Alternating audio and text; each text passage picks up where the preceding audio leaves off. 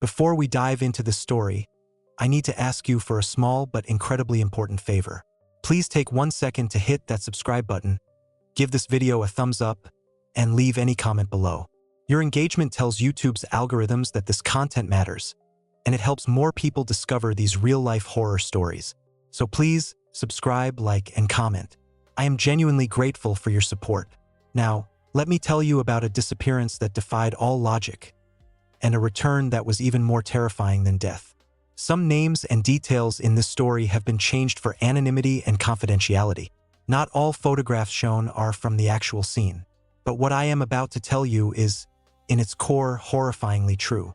On October 12, 2014, at exactly 7:45 in the morning, video surveillance cameras at the entrance to the south gate of the Grand Canyon National Park captured a gray Honda Civic sedan. Behind the wheel was 26-year-old Tina Medina, a graduate student in the Department of Geology at Northern Arizona University.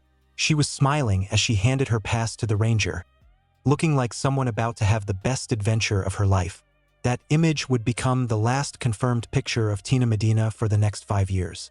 Tina was heading to the La Pon Point parking lot, a remote lookout on the southern rim of the canyon. Her goal was the Tanner Trail, a route known for its brutal difficulty, lack of water sources, and steep elevation changes. For an unprepared hiker, this trail could be deadly. But Tina was no amateur. Her professional Osprey backpack contained a 4-day supply of food, topographic maps, and specialized geological equipment. She planned to descend to the Colorado River, conduct a rock survey, and return. At 8:15 that morning, Tina's cell phone picked up a tower signal for the last time. She sent a short text to her mother. "The connection will be lost in a couple of minutes. I'll be back on Thursday before lunch. Love you." That phone never registered on any network again. Geolocation data confirmed that the device was located exactly at the beginning of the Tanner Trail at the time of the message. Tina was wearing a bright orange windbreaker, clearly visible against the red rocks, and gray hiking pants. Thursday, October 16th, was the day when silence turned into anxiety. Tina didn't get in touch at the scheduled time. She didn't show up for her shift at the university campus in Flagstaff, which was completely out of character. Her parents, who had initially attributed her silence to communication problems in the deep gorges, contacted the police that evening. The missing person report was filed at 7:30 p.m. Park rangers immediately began an investigation. A patrol arrived at the La Pon Point parking lot just 40 minutes after the report.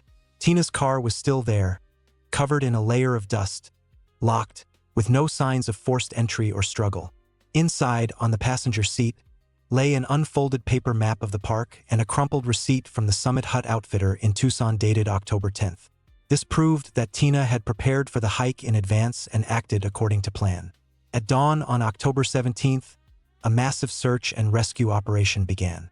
The search area covered the treacherous terrain around the Tanner Trail, including dangerous landslides and sheer cliffs. Helicopters from the Department of Public Safety, canine teams, and volunteer ground units all took part.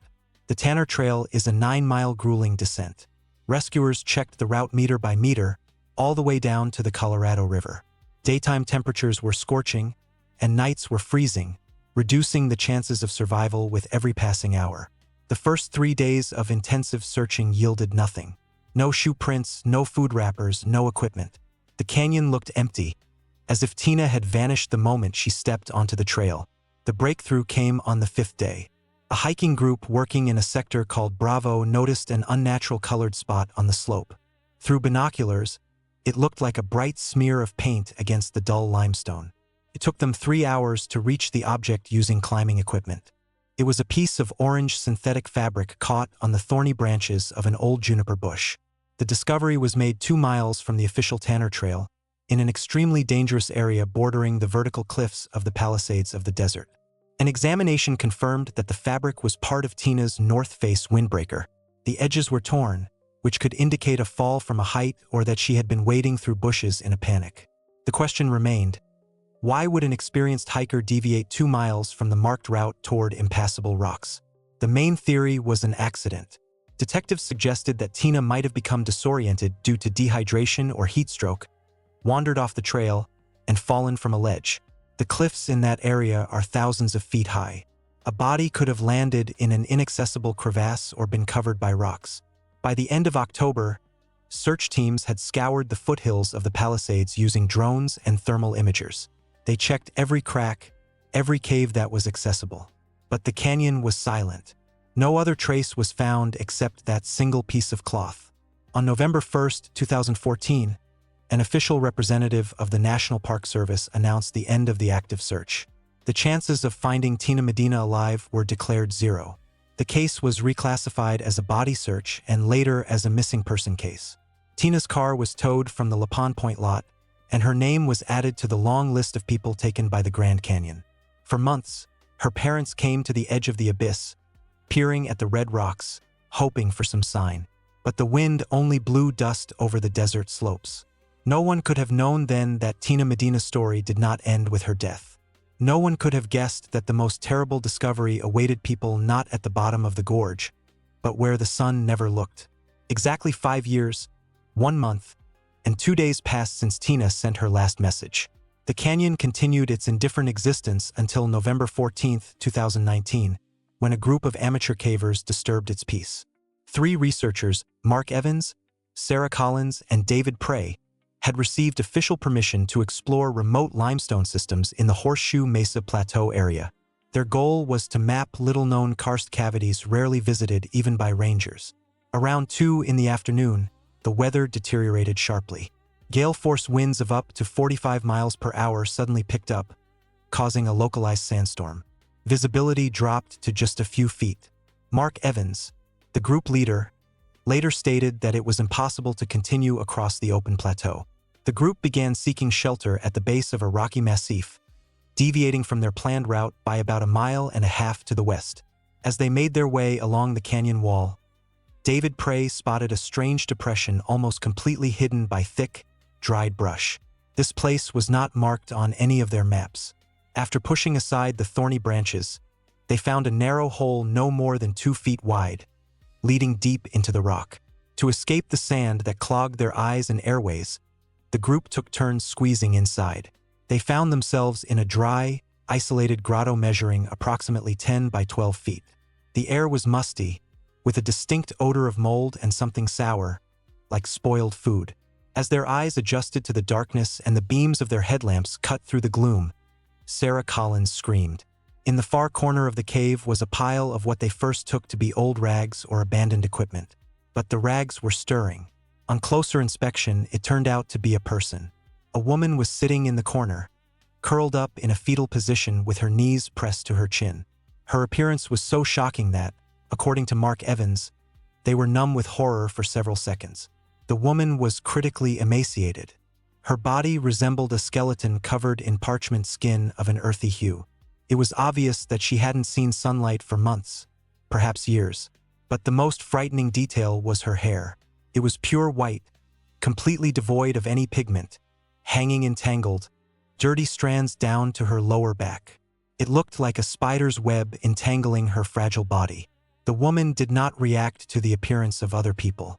She didn't blink when the 800-lumen beam of a flashlight hit her directly in the face. Her eyes looked through the rescuers into an emptiness known only to her.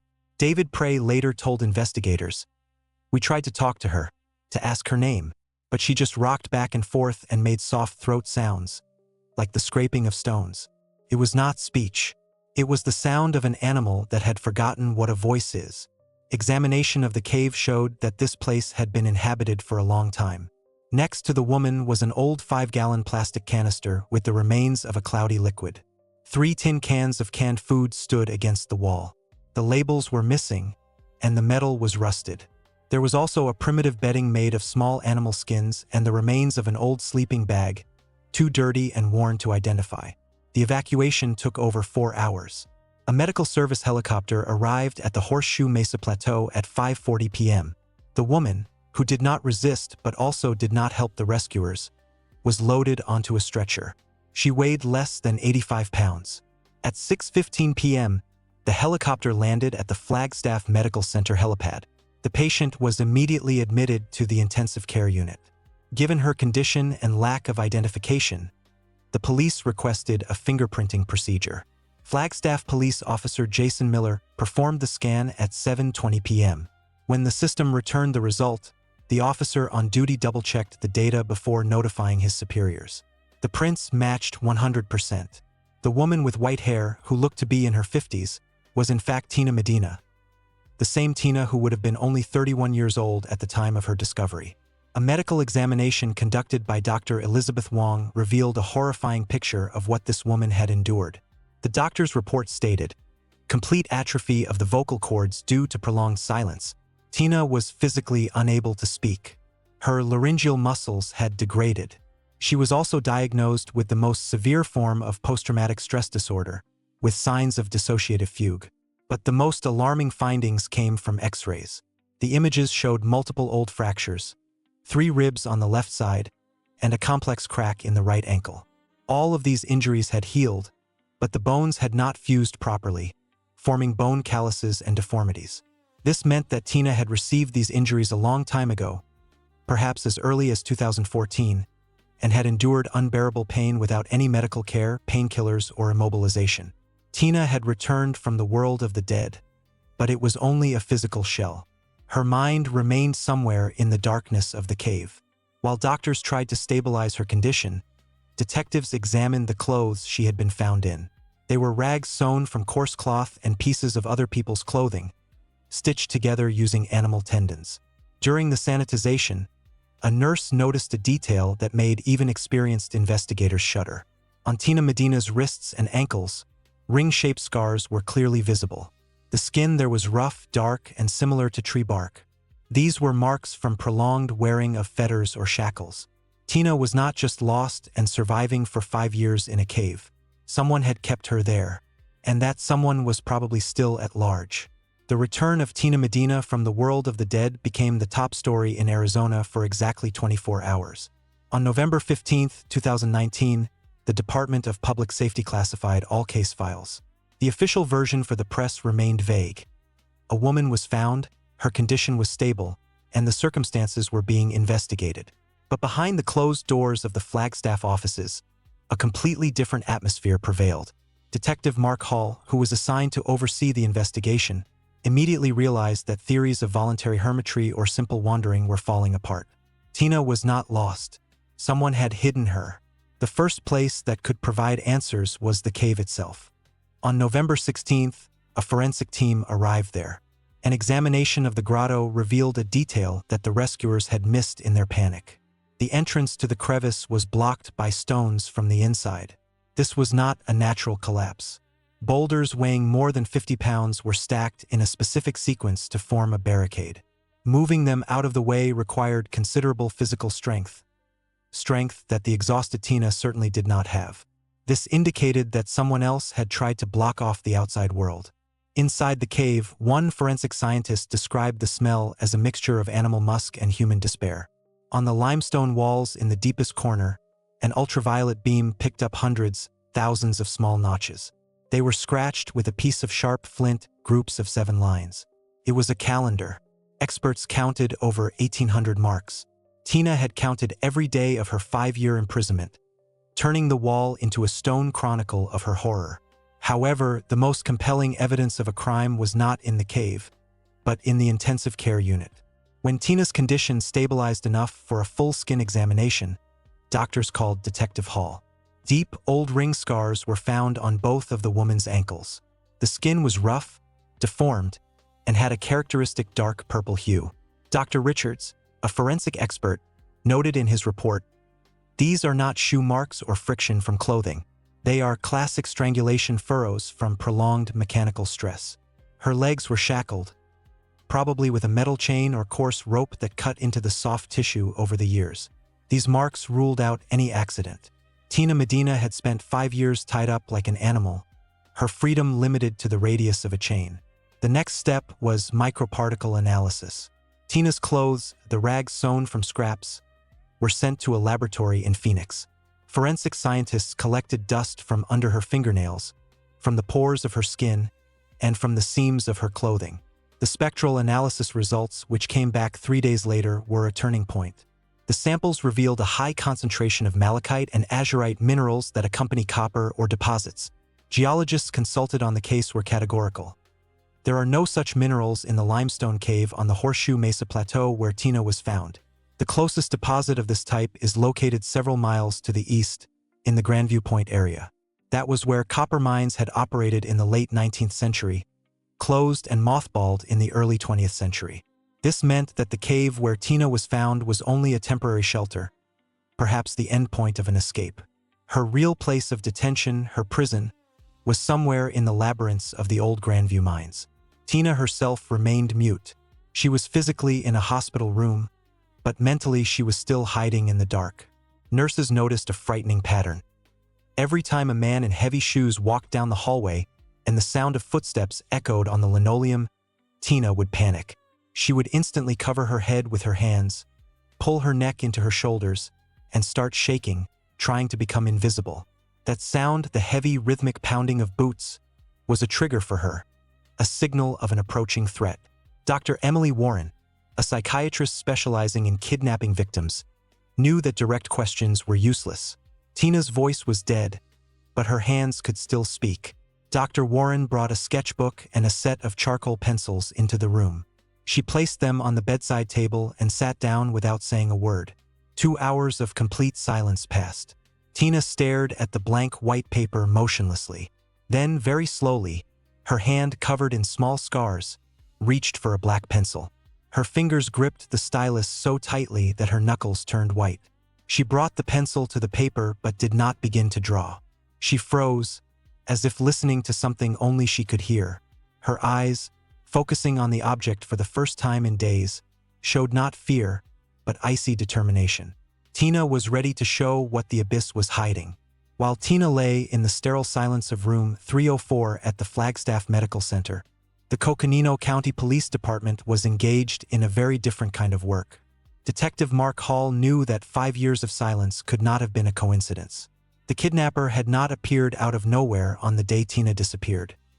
He must have left traces before, shadows on the periphery of vision, small incidents that seemed insignificant at the time but now, in light of new facts, took on a sinister meaning. On November 18, 2019, a special investigative team began a total review of the National Park Service archives from 2014. They focused on the 2 to 3 months before Tina's disappearance. Detectives were looking for any reports of strange people, conflicts on the trails, or missing property. What they found made them hold their breath. In September 2014, exactly 1 month before Tina set foot on the trail, the duty ranger's log for the Desert View sector recorded a series of complaints from hikers. All incidents occurred along the Tonto Trail, a remote and unpopular path running parallel to the river. Tourists reported strange thefts. It wasn't money or gadgets that disappeared from their tents, but specific items needed for long-term survival. A report dated September 12 noted the disappearance of 2 down sleeping bags, a box of AA batteries, and 20 cans of canned meat. On September 14th, another group reported the theft of a gas burner and water filters. At the time, these incidents were attributed to local vagrants or the tourists' own negligence. But one report, dated September 27, 2014, stood out. A hiker named Robert Vance told rangers about an encounter with a ghost. Vance had stopped for the night at a wilderness campsite. Around 6 in the morning, when he came out of his tent, he noticed a man on a rocky outcropping overlooking the camp. Vance wrote in his testimony, "He was standing there like a statue, looking straight at us through binoculars." The description was detailed. A tall man of strong build, wearing an old, faded olive-colored military uniform, probably from the 1980s. He had a wide-brimmed Panama hat on his head and a huge frame backpack wrapped in camouflage netting.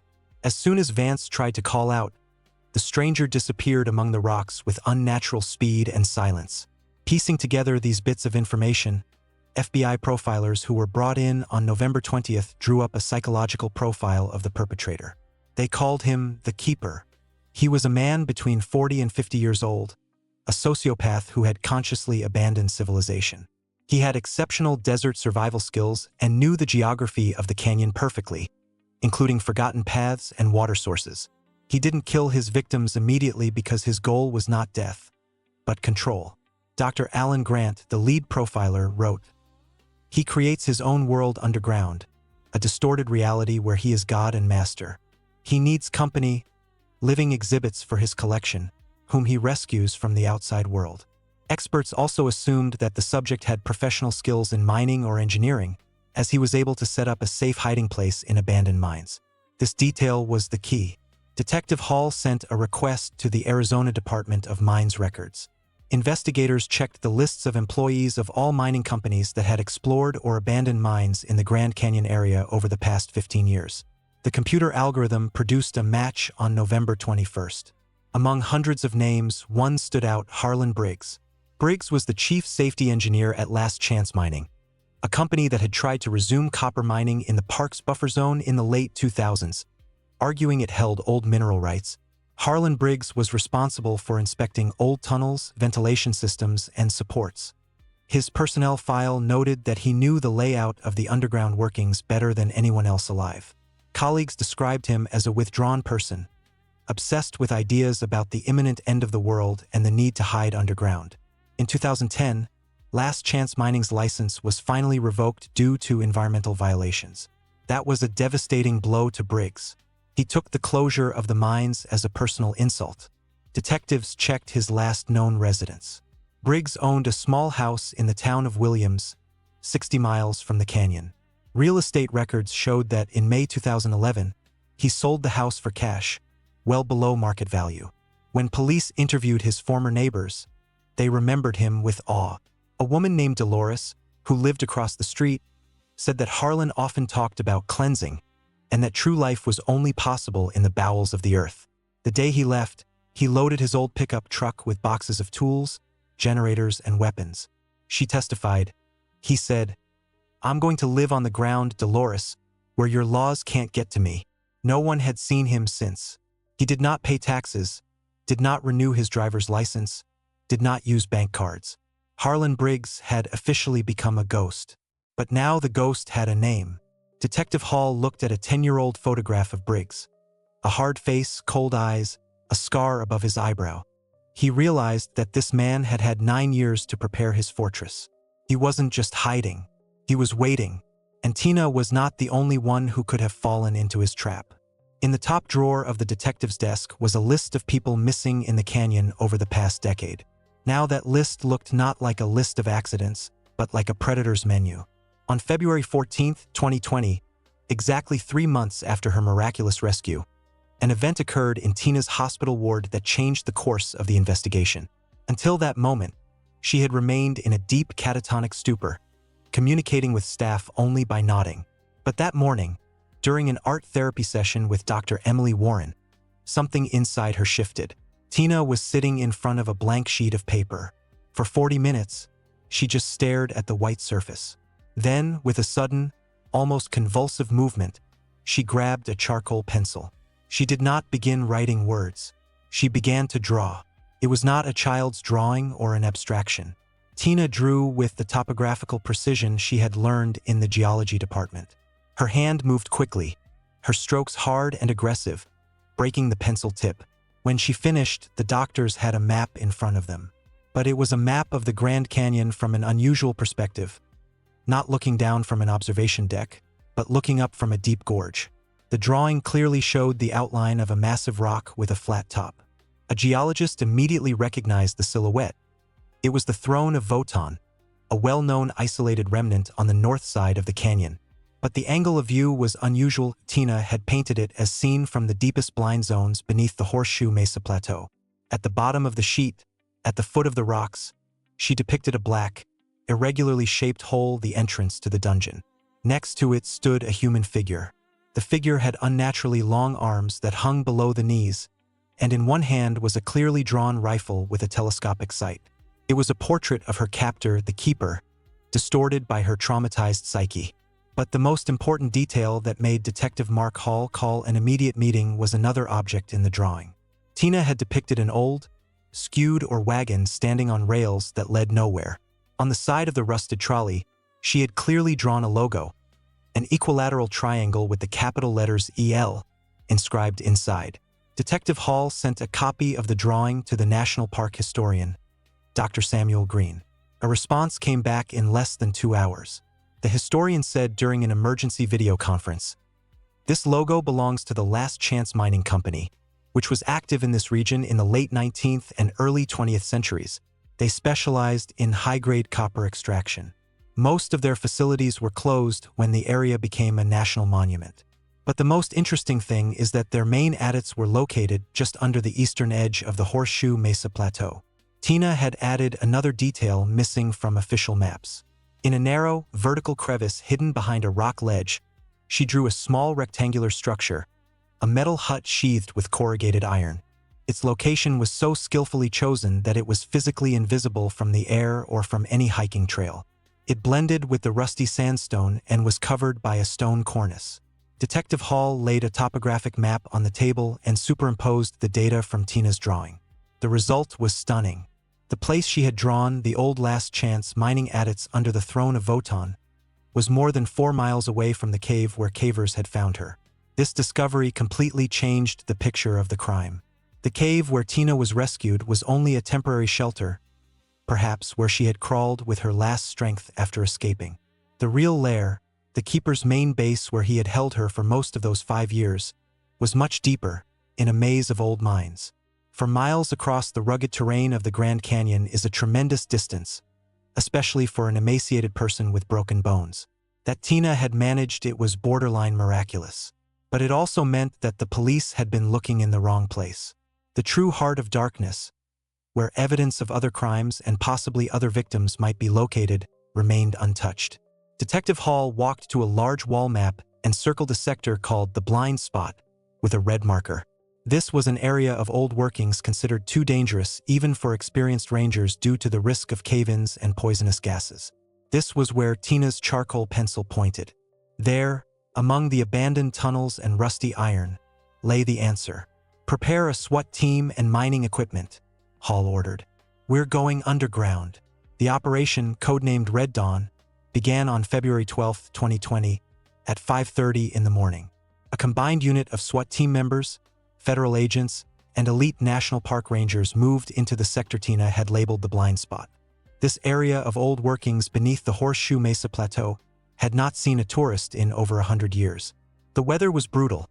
The temperature dropped to -3 degrees Celsius, and strong, gusty winds made low-altitude aircraft impossible. The Operation Command decided to use military-grade drones equipped with highly sensitive thermal imagers. At 6:42 a.m., the drone operator, Sergeant Derek White, reported an anomaly. On the monitor screen, among the cold blue spectrum of the rocks that had cooled overnight, a barely visible yellow hot dot pulsated. It was a heat exhaust, warm air flowing out of a narrow, almost invisible crevice 400 feet from the plateau's edge. The temperature of the flow exceeded the ambient temperature by 15 degrees. It was ventilation. The assault team descended using climbing equipment at 8:15 a.m. The entrance to the crevice was skillfully disguised. An artificial wall made of sandstone and epoxy perfectly imitated the natural terrain. Without the heat signature, it would have been impossible to find visually. Behind the false wall was a massive steel door, an old mine cage door reinforced with modern bolts. Using hydraulic tools, the door gave way. What the group saw inside made even the experienced federal agents freeze. This was not a primitive hermit's hole. It was a full-fledged, engineered underground bunker integrated into the old adits of the Last Chance Mining Company. The facility was referred to in reports as Object Zero. The room was illuminated by dim LED strips powered by car batteries connected to flexible solar panels that snaked out through ventilation ducts. The air was dry, filtered, with a slight odor of ozone and machine oil. Along the walls were metal shelves filled with provisions, hundreds of cans of food, freeze-dried meals, gas cylinders, and camping equipment.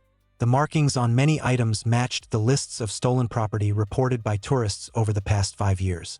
This was a warehouse capable of sustaining one person for decades. But the most frightening discovery was waiting on a work table in the far corner of the bunker.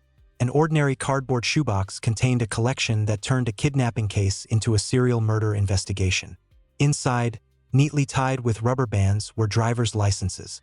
Detective Mark Hall, wearing sterile gloves, began placing the cards on the table. One by one, 12 ID cards. 12 names of people who had been reported missing in or around the Grand Canyon over the past 10 years. Among them were tourist IDs from California, Nevada, Utah, and even Germany. Each card was a trophy, proof that the canyon didn't just take people. The keeper took them. The owner of the bunker was not inside. However, he had left behind something more than his belongings. On the table, next to the box of documents, were 3 thick leather-bound notebooks. They were diaries. The handwriting varied from calligraphic to torn and almost unreadable, indicating the author's progressive madness. The texts described a monstrous philosophy. The author called his actions purification experiments. He wrote about creating a new civilization underground, where people would be free from the poison of the outside world. The records detailed the process of breaking the personalities of the abductees. Tina Medina was referred to in these texts as Subject Number 4. One entry from 2010 read, "Subject Number 1 was too weak. His heart stopped on the 3rd day of silence." Another entry, "Subject Number 3 was constantly screaming. We had to take him away." But about Tina, he wrote with a respect bordering on obsession. "Subject Number 4 has potential. She is the only one who was strong enough to listen to the silence and not go crazy. Her hair has turned white, but her mind has become as clear as crystal. She will become the mother of a new world." The last entry in the diary was made in ink that seemed not yet fully dry. The date was just 1 week before the cavers found Tina. The text was written in large, trembling letters with such pressure that it broke through the paper. "She broke the lock. I underestimated the strength of her desperation. She has escaped to the upper levels. I cannot risk looking for her there. The iron birds are already flying on the surface. They will come here. Object 0 has been compromised. I must go deeper into the labyrinth, where even the devil is afraid to go without a flashlight." Detective Hall looked up from the diary and stared into a dark opening in the back wall of the bunker, a passage leading to the lower horizons of the mine, a tunnel into an abyss not marked on any map. The raid on Object 0 had not ended the hunt. It had only shown that the real horror lay much deeper, and that the keeper was now in his element, waiting in a place he called the labyrinth. On February 13, 2020, Harlan Briggs officially became the most wanted man in the state of Arizona. The FBI, having received the contents of the Object 0 bunker, classified his actions as serial kidnapping with aggravating circumstances. The psychological profile, updated after analyzing the diaries, indicated that Briggs had no intention of surrendering. Having lost his underground base, he would try to go where he felt at home: the wild, sparsely populated territories of the North Rim. Operational headquarters blocked all key highways. Particular attention was paid to the Jacob Lake area, an isolated transportation hub, and the gateway to the northern part of the Grand Canyon. In winter, this area is nearly deserted due to snowdrifts and the closure of most tourist attractions. It was there, at the intersection of Highway 89 and Road 67, that a reinforced checkpoint was set up. At 2:15 p.m., Highway Patrol Officer Thomas Reed spotted an old, rust-covered, dark blue Ford F-250 pickup truck. The vehicle was emerging from the forest, trying to turn onto the asphalt road, but when it saw the flashing lights of police cars, it turned around. There were no license plates on the pickup, and the rear window was covered with black plastic. The chase began. Reed radioed in the coordinates and started pursuit. The suspect turned onto Forest Road 22, a dirt track leading deep into the Kaibab Plateau. In winter, that road becomes a trap of snow and mud. Briggs's pickup, equipped with off-road tires, plowed through the drifts, throwing clouds of snow dust. The pursuit speed on the difficult section reached 50 miles per hour. After 9 miles, the old Ford's engine failed. The car skidded on a curve and crashed into the trunk of a massive yellow pine. When the recovery team arrived 3 minutes later, the cab was empty. Heavy boot prints were clearly visible in the snow, leading east toward the cliffs overlooking the canyon. The foot phase of the operation had begun. 3 SWAT assault teams and 2 canine units with bloodhounds trained for cold trails took part. The Kaibab Plateau sits at an altitude of over 8,000 feet. The thin air and deep snow made every step a challenge. Briggs, despite his age and exhaustion, moved at an astonishing speed, using terrain features to confuse his trail. The chase lasted 6 hours. The dogs lost the scent several times due to strong winds from the canyon. It was only at 8:20 p.m. when the sun had long set and the temperature had dropped to -12 degrees Celsius, that the advance team drove the fugitive into a dead end. Briggs found himself on a narrow, rocky outcrop that plunged into a 3,000-foot abyss. There was no way to retreat. The beam of a tactical flashlight caught his figure. He stood on the very edge, leaning back against the void. In his right hand, he held a .45 caliber revolver, but the muzzle was pointed down. According to the assault team commander, Lieutenant Andrews, Briggs looked like a man who had lost touch with reality. His face was weathered to the point of bleeding, his eyes sunken, his gaze wandering and not fixed on the armed men surrounding him. He did not attempt to shoot. He did not threaten. He just stood there, looking at the black sky. When Lieutenant Andrews ordered him to drop his weapon and get on the ground, Briggs did not react at first. Then he slowly opened his fingers. The revolver fell into the snow, but instead of lying down, he began to speak. His voice was quiet and hoarse, but in the absolute silence of the winter forest, every word was clearly audible. He repeated monotonously, as if reciting a prayer, "You don't understand. I didn't kill them. I was hiding them. I was saving them from what is coming from above. You are all blind. You are looking at your feet, but you need to look at the stars. It is coming." The special forces made a forceful arrest.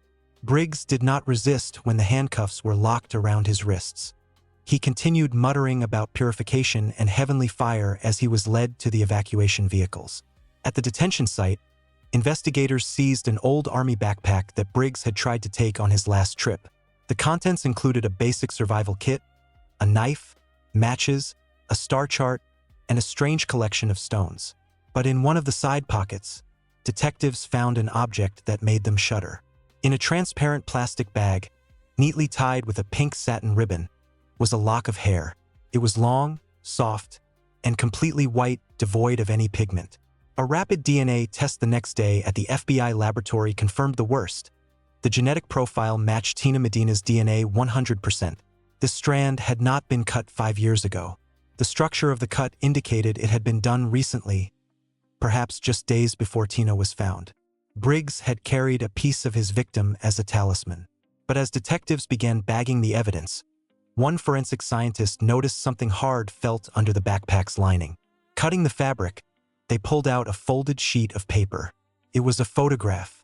It was not a picture of Tina, nor any of the 12 people whose documents were found in the bunker. It was a face that the police had been searching for 20 years. The owner of that face was believed to be long dead. That photograph would open an entirely new chapter of horror, but that is a story for another time. The trial of Harlan Briggs began on March 15, 2021, in the Flagstaff District Court.